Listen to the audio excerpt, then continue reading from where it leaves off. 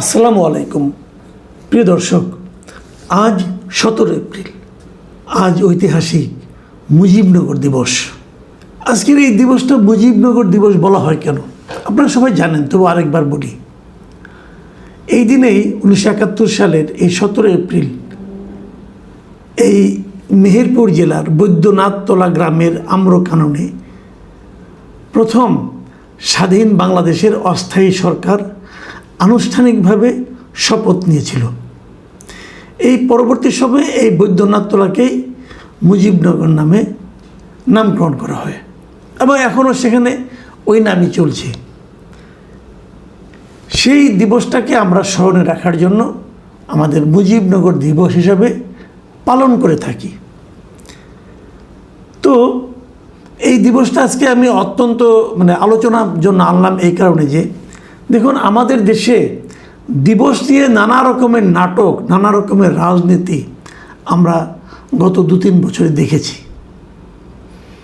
কিছু কিছু দিবস যে দল ক্ষমতায় আসে তাদের প্রয়োজন অনুযায়ী, তাদের মন মানসিকতা অনুযায়ী সেই দিবসগুলো আমাদের জাতীয় দিবস হিসাবে আমাদের উপর চাপিয়ে দেওয়া হয়। আবার যখন সেই সরকার চলে যায়, অন্য একটা সরকার এসে তাদের মন মতো আরও কিছু দিবসকে জাতীয় দিবস করে এবং আগের সরকারের যেগুলো তাদের পছন্দ নয় সেগুলোকে বাতিল করে দেয়। এই একটা মিউজিক্যাল চেয়ার, দিবসের যে এই যে মিউজিক্যাল চেয়ার, এটা আমরা অনেক বছর ধরে দেখে আসছি।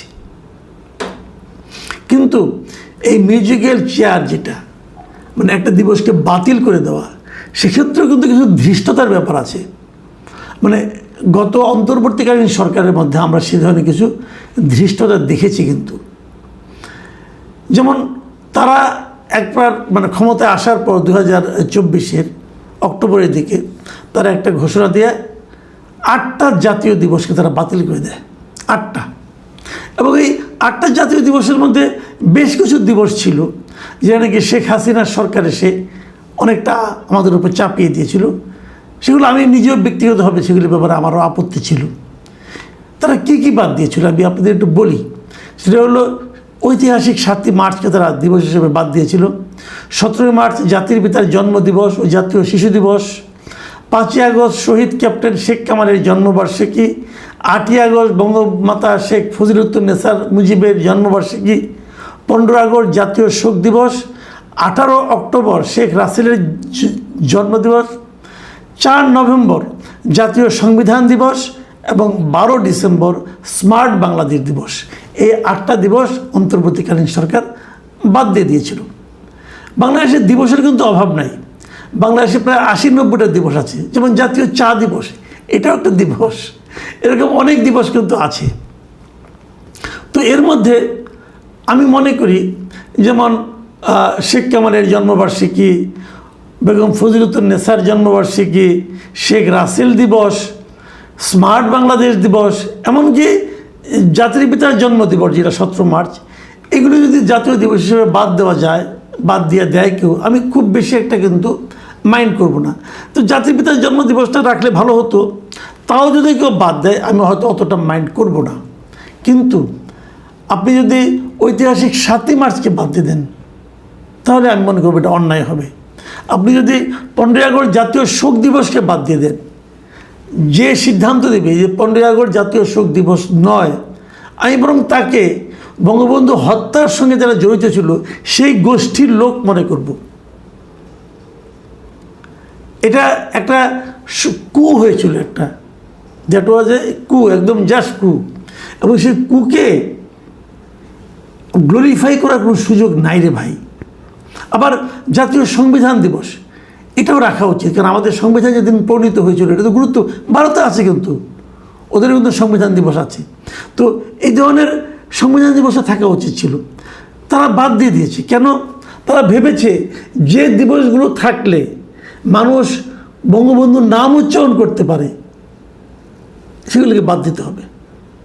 এবং তখন দেখেন এইগুলি যখন বাদ দেয় 2024-এর অক্টোবরে, তখন ওই সময় যিনি তথ্য ও সম্প্রচার উপদেষ্টা ছিলেন নাহিদ ইসলাম, এখন যিনি এনসিপির আহ্বায়ক, তিনি কি বলেছিলেন সাংবাদিকদেরকে দিবসগুলো বাদ দেওয়ার ব্যাপারে? বলেছিলেন যে যে দিবসগুলোকে অগুরুত্বপূর্ণ মনে হয়েছে সেগুলো বাতিল করা হয়েছে।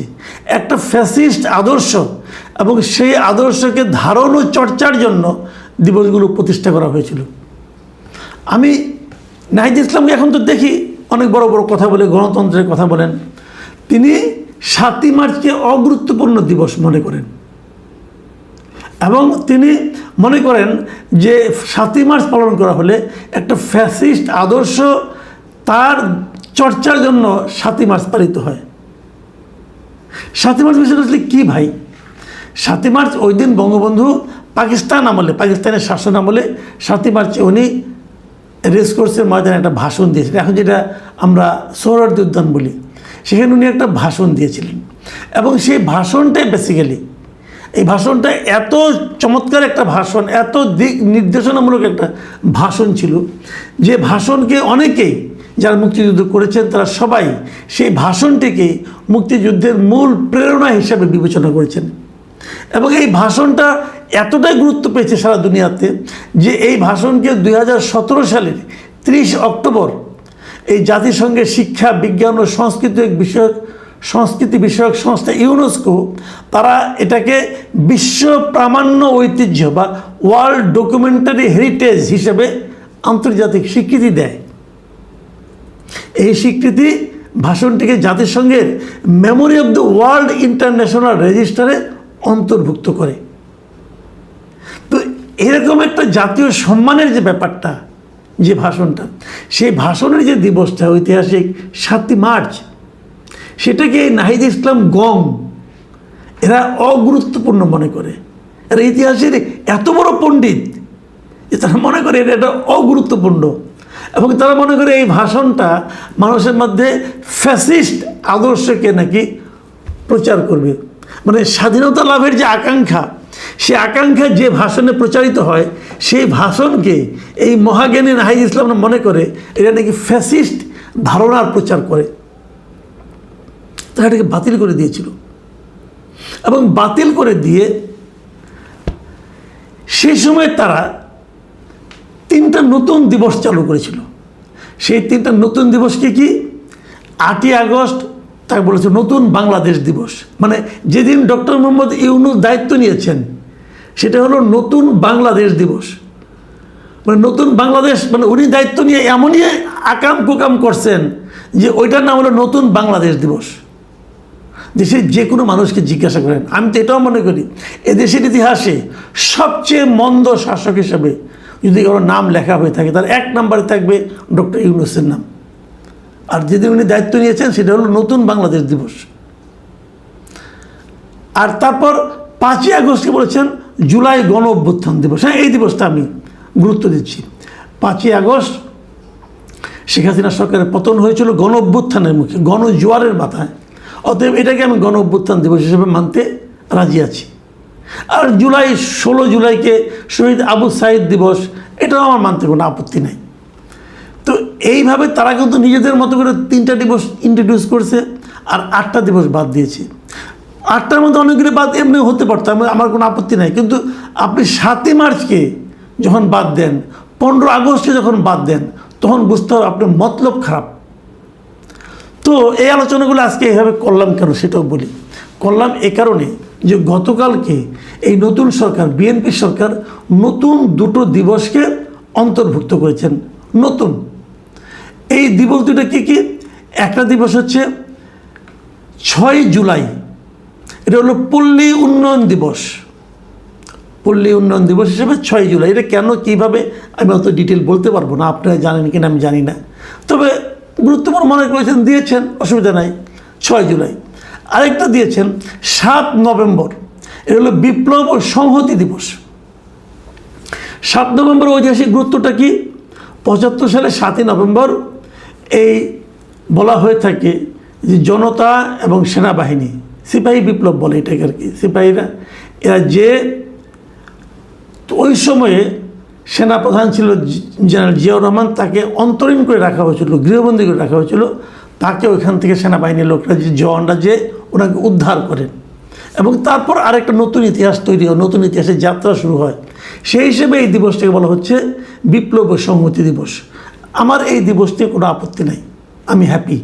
কারণ এই দিবসটা যতবার আওয়ামী লীগ ক্ষমতা আসে এসেই এই দিবসটাকে প্রথম বাতিল করে, মানে কি ফানি ব্যাপার, এটা তারা বাতিল করে দেয়। তো এবার ওনারা বিএনপি ক্ষমতা এসেছেন, এই দিবসটাকে আবার তারা পুনরুজ্জীবিত করেছেন, আমি হ্যাপি। কিন্তু আমি একই সঙ্গে এটাও আশা করেছিলাম যে বিএনপি হয়তো ওই যে 8টা যে দিবস বাতিল করেছিল আওয়ামী লীগের আমলে যেগুলি ছিল, সেখান থেকে কিছু কিছু দিবসকে তারা পুনরুজ্জীবিত করবে। অন্ততপক্ষে আমি তো মনেই করেছিলাম যে 7ই মার্চকে তারা করবেই করবে, 15 আগস্টে করা উচিত ছিল মনে করি। যদি 15 আগস্ট বঙ্গবন্ধুর মৃত্যুকে দেখেন, যখন কেউ বলে যে বঙ্গবন্ধুর মৃত্যুর সঙ্গে মৃত্যুর পেছনে কলকাঠি নেড়েছিলেন জিয়াউর রহমান, তখন কিন্তু বিএনপি খুব মাইন্ড করে। কিন্তু 15 আগস্ট এটা শোক দিবস, বঙ্গবন্ধু হত্যা দিবস যেটা ছিল, সেই দিবসটা আবার ওরা পালন করতে আপত্তি করেন। কেন আপত্তি করেন? ওই দিন তো একটা কু হয়েছিল, ওই দিন থেকে নৃশংস নির্মম হত্যাকাণ্ড ঘটেছিল, শিশুসহ গর্ভবতী নারী সহ সবাইকে তো মানে একদম মানে নৃশংসভাবে হত্যা করা হয়েছিল। এবং ওরা তখন ওই সময় সরকার প্রধান ছিলেন, যে সরকার প্রধানের অধীনে জিয়াউর রহমান উপপ্রধান সামরিক ছিলেন, সেনাপ্রধান ছিলেন, তো ছিল তো মানতে সমস্যাটা কি? এটা মানলে পরে কেউ তো জানেন, এই সরকার দায়িত্ব নেওয়ার পরে কিন্তু শুরু থেকেই বলে আসছে যে ওনারা সকলের সরকার। এর অর্থ হলো ওনারা একটা জাতীয় ঐক্য প্রতিষ্ঠা করতে চায়। তো আপনি যদি জাতীয় ঐক্য প্রতিষ্ঠা করতে চান, তাহলে বিভিন্ন মত দলমত নির্বিশেষে যাদের নাকি নেতা কর্মী সমর্থক আছে, তাদের মনে আঘাত করে আপনি কীভাবে জাতীয় ঐক্য কায়েম করবেন? আজকে যদি আপনি 7ই মার্চকে পুনরুজ্জীবিত করতেন, তাহলে কিন্তু এই আওয়ামী লীগের বিপুল একটা জনগোষ্ঠী অথবা মুজিবের ভক্ত যারা আছেন, এমন একটা বিপুল জনগোষ্ঠী কিন্তু আপনার সঙ্গে থাকতো। আপনার ক্ষতিটা কী হতো? কোনো ক্ষতি হতো না। আমি জানি না রাজনীতিতে সকলকে নিয়ে দেশ চলার, পথ চলার এই যে সংস্কৃতিটা, এটা আমাদের দেশে কবে গড়ে উঠবে আমি এখনও বুঝতে পারি না। প্রিয় দর্শক, আমি বরাবর সবসময় বলে এসেছি যে জাতিকে ঐক্যবদ্ধ করতে হবে। ঐক্যবদ্ধ না হলে জাতি অগ্রসর হতে পারবে না। আমি আশা করব এই বিষয়টা আমাদের সরকারে যারা থাকেন তারাও বুঝতে পারবেন। তারা সংকীর্ণ দলীয় যে পথ, দলীয় যে চোরা গলি, সেখানে ঢুকে পড়বেন না, এবং তার কি পরিণতি হয় সেটাও আমরা দেখেছি। আল্লাহ হাফেজ।